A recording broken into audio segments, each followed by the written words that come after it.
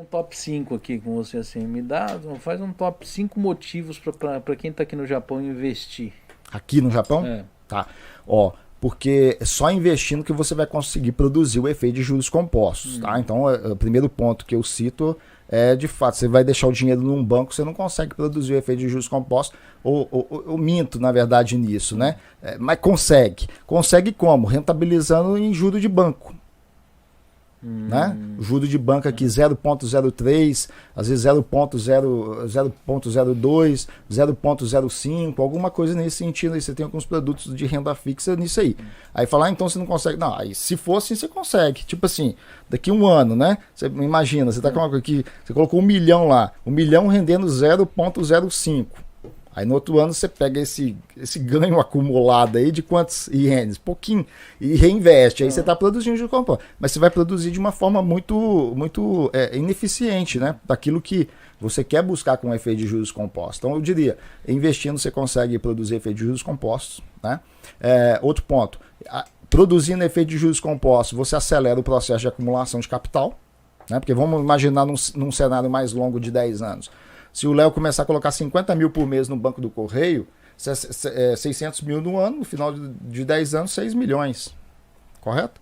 Agora, investindo, aí acompanhando, assim, sendo até dentro de algo que é bastante tangível, e eu não diria assim, dentro de uma estratégia de montar uma carteira minimamente balanceada, distribuída em algumas classes de ativos que performam de forma diferente nas diferentes fases da economia, no cenário de 10 anos, por exemplo, tranquilamente, eu diria que tranquilamente, sendo até bem razoável, você conseguiria duplicar o montante acumulado, você fazendo esse aporte constante, 50 mil por mês, por exemplo. Então, 50 mil no banco, 50 mil investindo, comprando ativos que te geram renda, que te geram dividendos.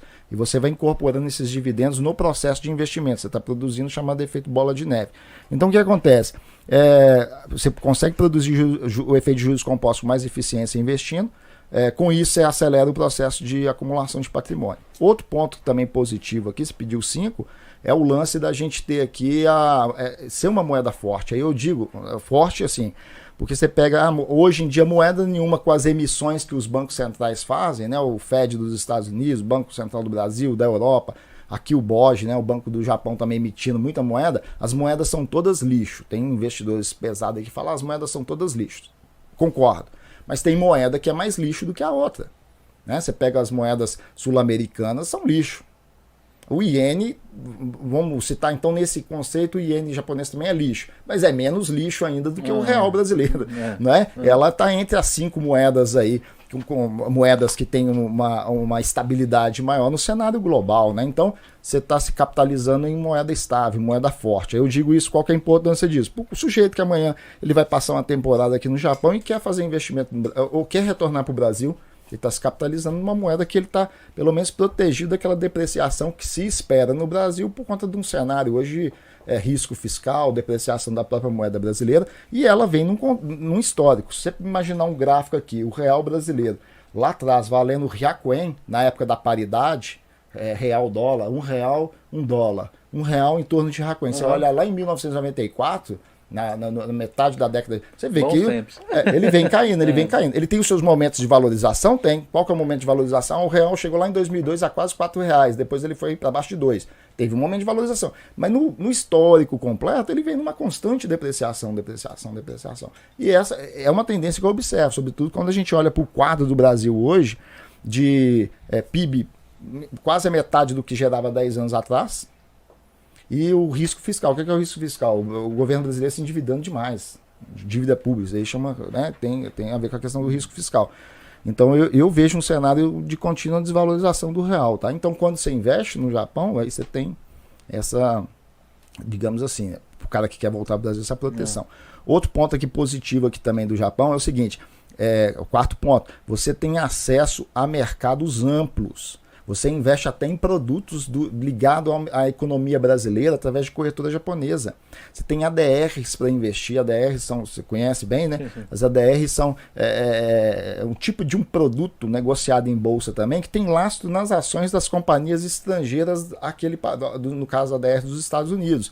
né? Então, por exemplo, você tem ADRs da Petrobras, você tem ADRs da Vale, você tem ADR da Ambev, de uma série de empresas assim que são negociadas na Bolsa de Nova York e que são ou na Nasdaq, e que são negociadas aqui, negociadas lá, mas que são acessíveis via corretora japonesa. Aí eu citei aí do Brasil, né? Citei esse produto do Brasil. Aí você tem também outras, né? Você tem fundos mútuos que também têm uma exposição ao Brasil, tanto no mercado de títulos quanto no mercado de ações.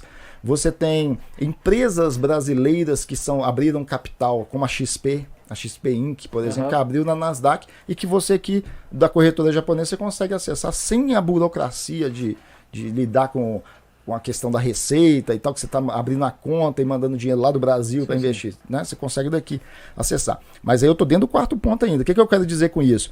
Você consegue montar uma carteira diversificada, devidamente diversificada, porque você acessa mercado de títulos internacionais, você acessa mercado de ações internacionais, e quando eu falo de ações eu vou até nesses produtos do Brasil, né, acessíveis via Bolsa de Valores dos Estados Unidos. Aqui no próprio mercado aqui de ETFs, por exemplo, você tem ETFs do índice Bovespa no Brasil. Então vamos imaginar, você está na sua tese de investimento, você acredita que o Ibov, depois dessa correção, ele vai explodir e vai passar alguma reforma no Brasil que vai fazer o real valorizar. Para que eu vou pegar esse dinheiro aqui para mandar para o Brasil? Estou acreditando nessa tese, não é? Eu vou manter ele aqui e invisto então no ETF do 1325, que é o ETF que segue aí, ele é chamado Next Fund Ibovespa, né? Que é da Nomura, né? É organizado pela Nomura. Então tem essa forma. E aí você tem uma ampla gama aí de produtos financeiros que dá para você montar uma carteira bem diversificada, eu diria bem diversificada e com poucos recursos. Quando a gente joga na conversa, os ETFs, que aqui a gente tem um mercado amplo de ETF e que pagam dividendos, então estou no quarto ponto ainda, tá? Quarto ponto ainda para segurar aqui, eu já poderia ter colocado isso como outros pontos, né? Então você tem ETFs que pagam dividendos e ETFs que, através deles, negociados na Bolsa de Valores de Tóquio, você consegue acessar mercados também, por exemplo, mercado americano, mercado global de ações, mercado de títulos americanos, tanto do Tesouro, títulos de corporativos, né? Aí você tem que tomar um certo cuidado com essa questão do título corporativo, ainda mais que esse momento da economia mundial muito endividada e tal. Mas você tem essas possibilidades, né? Então você tem uma possibilidade muito maior de montar uma carteira eficiente lá para o primeiro ponto, para a produção de juros compostos, né? Aí para encerrar, o quinto ponto eu diria por conta também aqui, por conta de poder acessar mercados globais e você também fazer a gestão aqui da tua carteira de investimento, contando com a facilidade tributária que a gente tem aqui, que não tem no Brasil, por exemplo. Que através, você tem uma conta de custódia aqui, que foi estabelecida em 2014, na esteira daquele aumento, você teve um aumento de imposto de 5% para 8% em 2014, né, do Shorizei. As pessoas se atentam só, o Shorizei aumentou, ele saiu de 5% e foi para 8%. Mas na esteira daquilo, o governo dobrou aqui, ele dobrou a alíquota do imposto sobre investimento. Ela saiu de 2012, até 2012 era 10%, 2013 10,147%. Aí quando chegou 2014, na esteira que aumentou, o Shorizei foi um dos pontos, o principal, porque pega todo mundo consome, né? Mas teve outros impostos, outras alíquotas também que aumentaram. Uma delas foi a de imposto sobre investimento. Então ela dobrou. Ela foi para 20,315. Esses 0,315 é para ajudar lá o terremoto de Tohoku que teve em 2000, terremoto de tsunami, né? Que teve em 2011 e tal.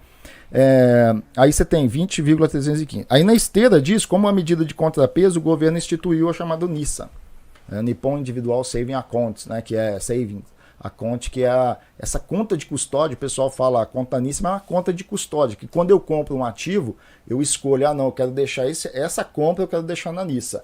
Aí eu tenho a isenção de impostos por algum tempo, né? Durante 5 anos. O ativo que eu compro em 21, todos os ativos que eu compro em 2021 agora, até 1.200.000 e classificados como NISA, aí eu fico isento de impostos, né? 21, ano corrente, 21, 22, 23, 24, 21, 22, 23, 24, 25. Aí em 26 ele passa para uma outra conta de custódia. Aí lá, a partir de 26, os dividendos que eu receber daqueles ativos que eu comprei em 21, né? Aí lá em 26 os dividendos vão ser tributados. Mas aí eu continuo insistindo na questão do quinto ponto, que é a facilidade tributária. Por quê? Porque ele cai para uma conta de custódia que eu não preciso de sair para declarar. Eu não preciso de recolher o imposto. A corretora faz tudo. Ela te O entrega só o seu lucro, só o seu... Exato. Entendeu? Então aqui você terceiriza, você tem uma possibilidade de terceirizar. Coisa que você sabe, você tem que declarar no Brasil, você tem que declarar, você tem que correr atrás de um contador para te ajudar a fazer a declaração, você tem que correr para gerar a DARF e pagar, você tem que baixar algum programa de alguma empresa especializada em calcular para você, gerar a DARF e você pagar a DARF, que é o documento de arrecadação da Receita Federal, código 6015, né? 6015, se não me engano. E pagar. Aqui não, aqui você terceiriza para a corretora fazer por você. Então você tem certas facilidades até no processo de investimento.